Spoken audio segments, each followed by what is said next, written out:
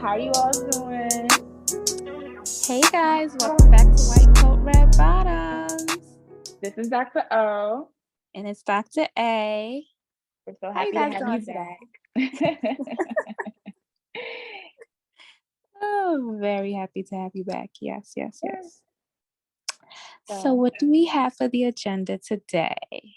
All right, so we're going to start off by talking about a little thing called microaggressions. I don't know why they call it microaggressions because they feel very huge when they're happening, and it's the most awkward. It puts you in the most awkward position. I've definitely had my fair share of microaggressions being thrown at me in the academic setting as well as the clinical setting. But what we did come across a really interesting situation that a doctor did care to share on her Instagram. So we're going to share that with you. How about you, Dr. A? Have you had some experiences with microaggressions? Oh, plenty. Mm-hmm. And it's crazy because I don't think I actually realized that that's what I was dealing with until you kind of hear other people's experiences and then you realize, oh, that's what that was. I deal with that all the time. But yeah, definitely. Yeah, I think it's important to know exactly what it is. So I'll probably just like pull up a definition a little bit so people could get like a real understanding of what it is. Because I've seen some funny interpretations where individuals that have positions of power or positions with privilege where they claim they have experiences of microaggressions where in fact they're just like awkward moments. So I feel like we should clear the air and let it know that there's levels to this type of blatant disrespect, if we're gonna call it that. Yes. So I'm gonna share this post from Dr. Arumala. Her Instagram is I am Dr. Arumala. I hope I say it correctly. But basically, this is a situation where she was still in her resident program. And as we all know, in every aspect of medicine, you're studying. There's nothing you can do about it, from pre-med, med, clinical phases, residency, fellowship, et cetera, et cetera. There's one exam waiting for you at the door. Okay. So there's nothing you can do. Carry a book on your head. That's what you're gonna be doing, studying all day, every day. So she was obviously studying for one exam or the other, and at most institutions, they do provide a medical library for their students or whoever their stakeholders are. And she took the liberty of using those books.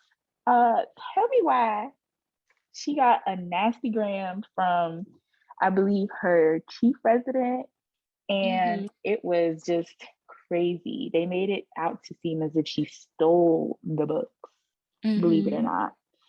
So I'll just read an interesting excerpt from the email that kind of really threw me off guard, where she was addressed saying, just like when you were in elementary, middle, high school, college, and medical school, this is not allowed. It is against the rules. Those books do not belong to you. Unlike when you were in elementary school, you're now a physician and expected to have developed a level of integrity that prevents you from breaking the rules, even though they're not explicitly spelled out for you. And then what really threw me in for a loop was when she questioned her ethics as far as being a physician. Do not do this again. You want to create a work environment for yourself in which people respect and trust you. This is childish behavior and is not how you do that. And she did say to it, I don't even know. Like, I'll share it with you all to see how nitty gritty it gets, but it really bugged me out. And what I do like that Dr. Arumala did say was that this is a microaggression, but in my opinion, all of them are macro because they're so rude. The people that say these things or address you this way, they know what they're saying and they know they're hitting a nerve and they know they're being so disrespectful and offbeat. And they know they're doing it because you're not you're not from a certain circle that they're in. Mhm. Mhm. So Yeah. yeah, how do you feel about this? Because I've lived it, didn't live it. Um, yes, obviously it like it just makes my blood boil because they assumed she did something that she obviously did not. She is not the only person that borrows books from the library or studies in that library. It could have been anyone that did what they accused her of doing, and it's not fair that they just assumed it was her. I think she actually goes on to mention that there was actually another student that turned out was another student, something like that. But it's like, how dare you? And then on top of that, you want to belittle her. Like, what are you like? It's just you would never do that if she was a male physician or if she was not a minority. Like, that's just facts. Like, you would never do that. And it almost feels like they they kind of when people do this, it's almost like they're aware that you might not take it to another level because you're trying to secure your own position. Do you know what I'm saying? Like sometimes as Yeah. minorities, like we think twice about reporting issues because we feel like number one, we won't be believed or our side won't be taken or our complaints will fall on deaf ears. And it's really sad. Like there are people who understand the system and take advantage of that. Um, and it's really not fair. Like it really, really gets under my skin to hear that she went through this as a physician. This is definitely a trigger. It's funny how you say that some people take advantage because in her particular situation, there was another student who was not a student of color, and she basically wanted to use the same books after she reported her for stealing books from a free library. Um, she ended up taking out the same books and was not reprimanded for it. Mm, So I just feel that these situations cannot be avoided, unfortunately, because they're mhm, so built into the system. It's mhm, a it's institutionalized, and the only thing that you can do is address it, and you know that within your heart that you can manage your response as well mhm, as report it if you have a safe space to do so in your mhm. institution or whoever else, maybe escalate it to um, the proper academic body or whoever, because they be wilding out here. They Like, do, and, like, another thing I would add to that is have receipts all the way through, like, be so thorough with your receipts because, unfortunately, you will find yourself in situations where your word may not be taken at all, so if you have receipts, show those receipts, take pictures, send emails. absolutely. One thing I say to people a lot is sometimes it's better to have a paper trail. So instead of making a phone call and inquiring or having a Mm-hmm. conversation with someone over the Mm-hmm. phone, have it have it through email. That way you can Definitely. have a paper trail and nobody can say you said something that you didn't say or did something Absolutely. that you didn't do. So yeah. My situation with that was it wasn't to me the one that I remember, because I definitely suppress unkind memories, but Same. Mm-hmm.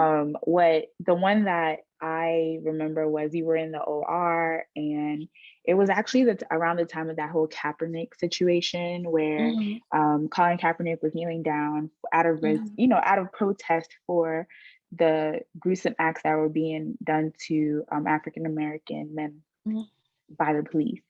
Mm-hmm. And I remember the surgeon, while he's like with his hands in someone's body, doing what trying to help someone, he goes and says, "Well, I don't know what's up with these football players, anyways. They're paying them millions of dollars. Why can't they just do their job? This is why they." I was just like, you know what? I guess this is beyond your understanding, and Mm-hmm. and in a room full of students of color and minority students, it was just mind-boggling. So I just kind of held my Mm, breath. mm, So it happened, and you just have to navigate it the best you can. yeah. I'm trying to think of situations too because I definitely suppress them. Like, Mhm. Because they're because triggering, sometimes like all they those are, moments hurt. yeah, they are. Yeah.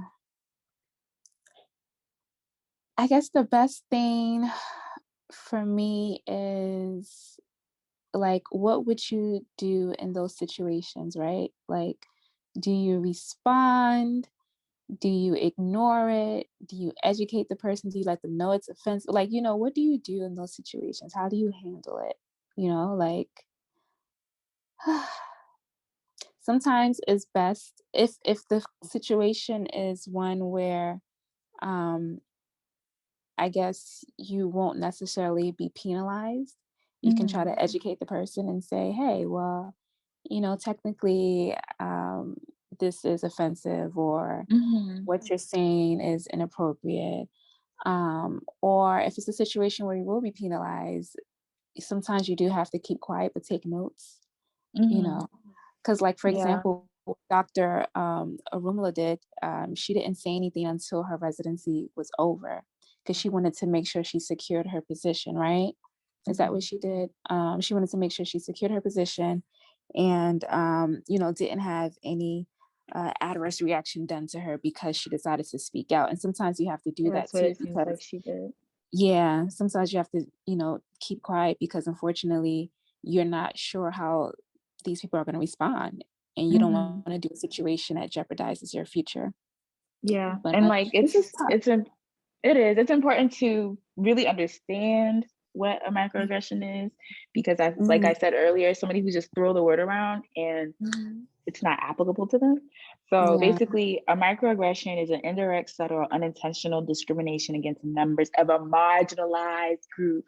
Say it Hmm. louder for the people in the back, Hmm. A because marginalized when I group. see some people talk about microaggressions, I side eye because I'm like, girl, You this is have a part no of idea you what you're that's talking man. about. But we just had to bring this topic up because it's not every day roses, turnips, and study tips. Sometimes we do have to address certain situations where you will be faced with adversity, and that's definitely a big thing in medicine. You face adversity quite often. So we're here to support you. And so we know that you're probably most likely here to support us. And we're Mhm. gonna we're gonna get to our goals, even with all these wild moments that we face, because we have the MD is what we're trying to be, you know what I'm saying? Like that's what we're Yes. trying to get to. Yes. Yeah, so how about you guys share your stories in the comment? Like, has there been a time where you faced a microaggression and how did you handle it? How did it make you feel? We want to hear from you. Um, Share, and let us know. Send us an email, write in the comments, send us a DM. We definitely want to share your experiences and use it to help others, because Dr. Arumala sharing this is definitely going to help not only us, but other people that have come across her experience. Thanks for joining us again. yes, yes, yes. Make sure to like, comment, subscribe, Yes. share it to someone you know. Follow us on all our platforms: Instagram, Twitter, TikTok, YouTube. And once again, this is Dr. O, This is Dr. A. and we are White White Coat coat, red and bottoms. Bottoms. Period.